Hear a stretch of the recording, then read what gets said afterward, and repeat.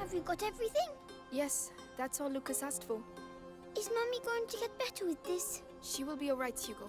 Mummy is tough, isn't she? Just like you. That's right. I can't wait for us to find a new castle. Well, you've got the taste of a king now. We'll see what we can do. We have to leave the region first. Greetings and salutations, folks. My name is Nick, and welcome back to A Plague Tale: Innocence, where it looks as though this might be the last part of this particular game. We've dealt with the bad guys. Yes, the nest is still there, but it's empty. I can't believe the rats are gone for good. Let's hope they are. That is an excellent question. What has happened to the millions of rats? Oh, Amicia, look! You want to try your hand at shooting? Not me. My sister's really good. Right, Amicia? I am the best. Right. Let's have a go. Good, good. The rule is simple. You have 6 stones, 6 possible shots. Try and shoot as many targets as possible. Are you ready? I'm always ready. Go on, Amicia. There's 1 and 2.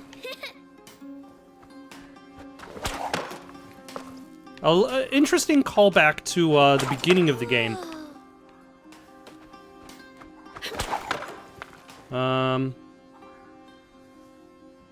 Where is... Oh, there. Where you had to shoot apples off of a tree. You know how to do it. You want an apple. There we go. Yes, Amicia, well done. The apple's for you, Hugo. You're my biggest supporter. Oh, thanks. I was hungry. As always. Hey, today we're celebrating the 3rd day without rats. There's a little fair down the street. Go take a look. A fair? A real fair? I've never seen a fair before. Hugo, Lucas is waiting for us. We should be getting back. But it's a fair. Come on. Hugo...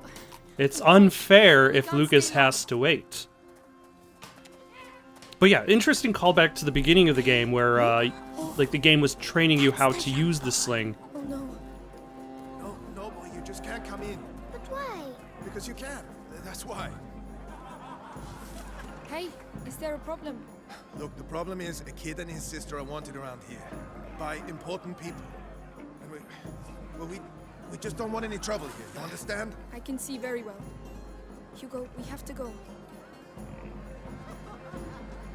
But the fair... Okay, so there is lasting repercussions, especially after the Inquisition.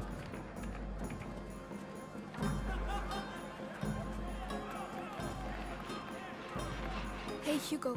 What? The first one to arrive at the cart wins 20 apples. 20 apples? But you'll never beat me. Right, Slug? What? You'll see. Oh, yeah?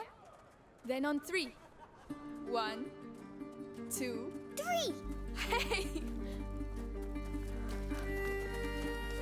He's a hungry little fellow for I'm apples. right behind you! You can't beat me.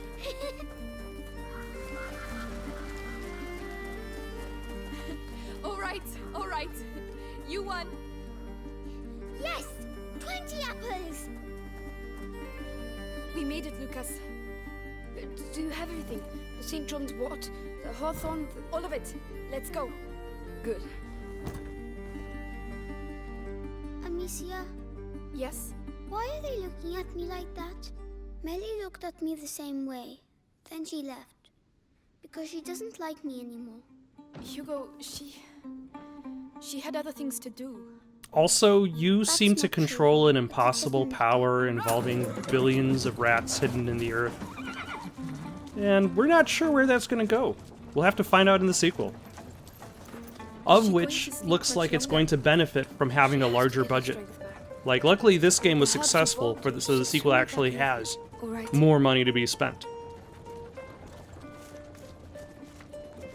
So that it can actually make combat that's going to be a little bit more interesting and a little bit more varied, based on the looks of it from the trailer. What?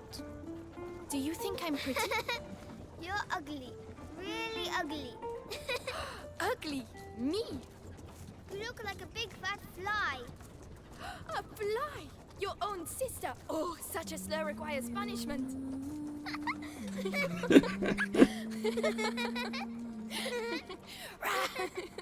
Lucas!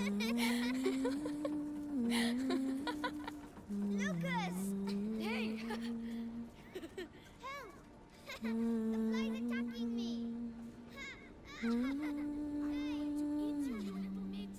Is that like an ironic touch on the fact that it wasn't really the rats that spread the plague, or the Black Plague, but it was like the flies on the rats?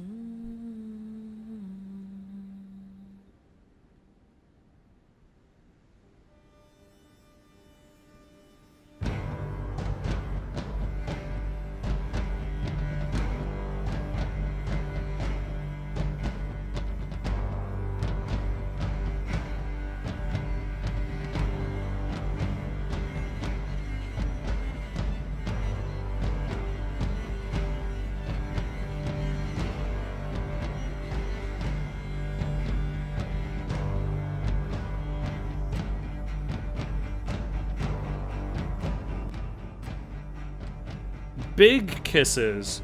So I guess, okay, so now the game is finished. Alright. Now that we've had a day or so to think about it,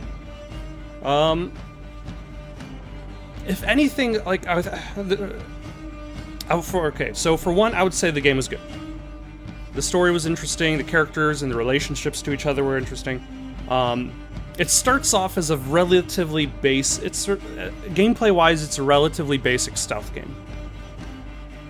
As more and more objects are given to you, that stealth game kind of turns into Thief because of its play towards long-range fights and using specialty rocks in order to accomplish goals.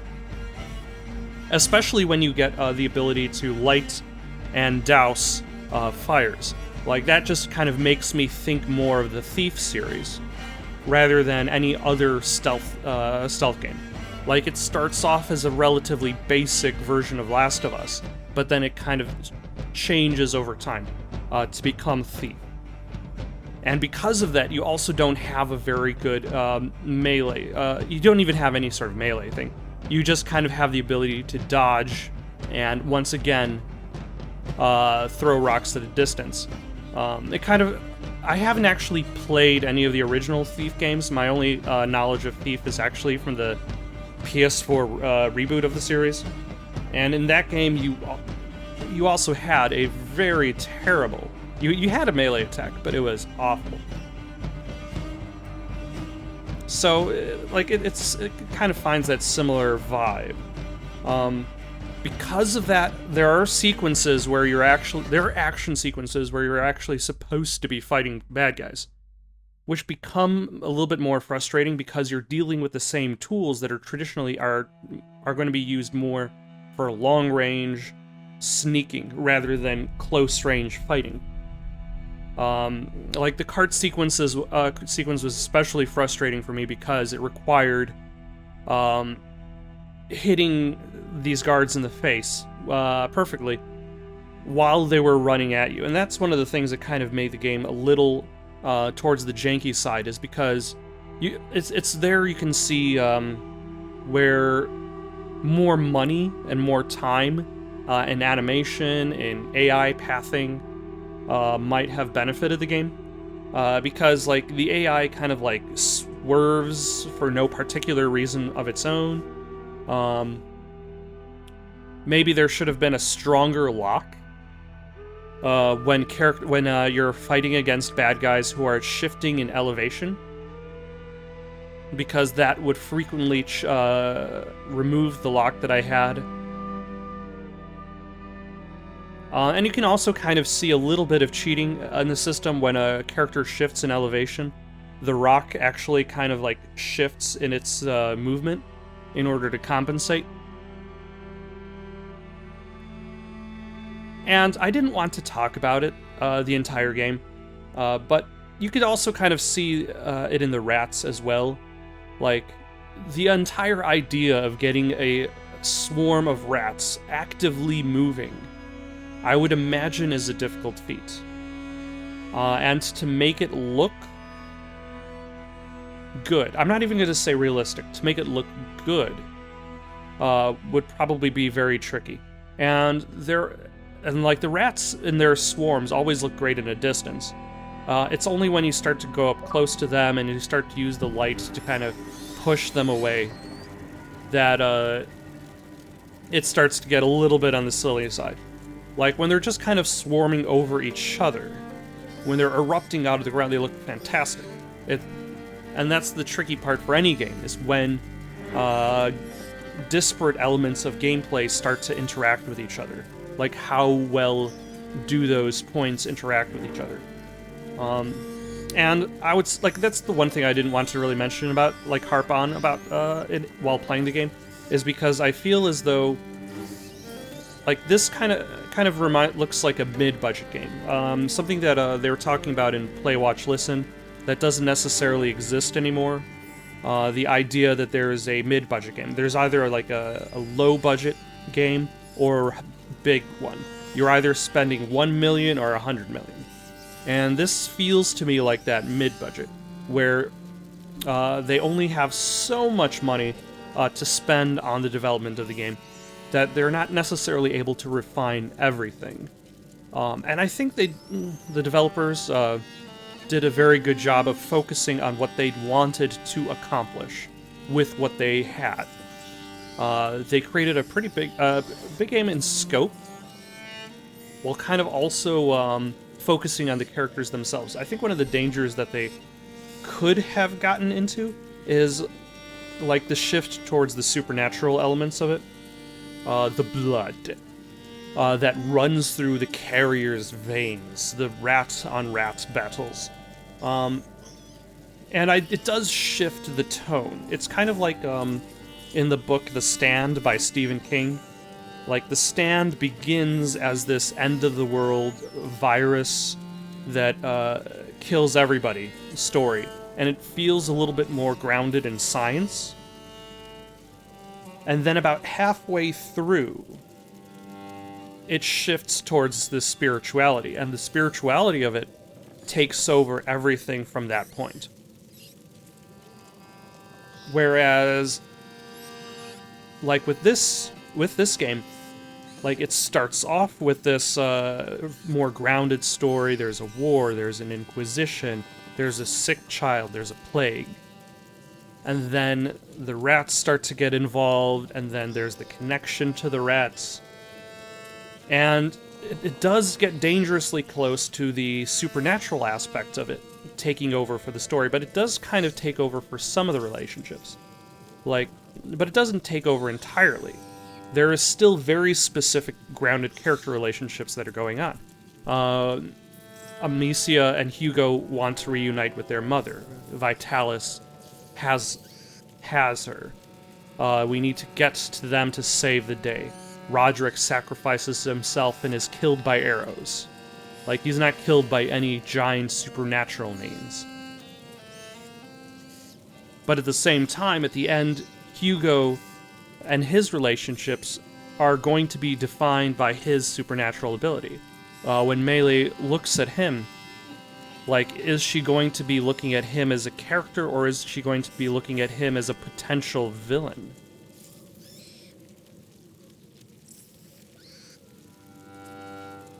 And I think that's one of the important things that leaves the for what we're kind of left off with at the end of the game, is Amicia and Hugo playing in the cart.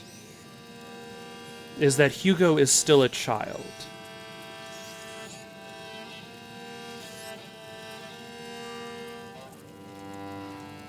And there are many directions for this child to take in his life. Where that goes from here, we will have to find out in the next part. For now, though, got any suggestions for something to play next? Leave them down in the comments below. Don't forget to like and subscribe, and have yourselves a good night.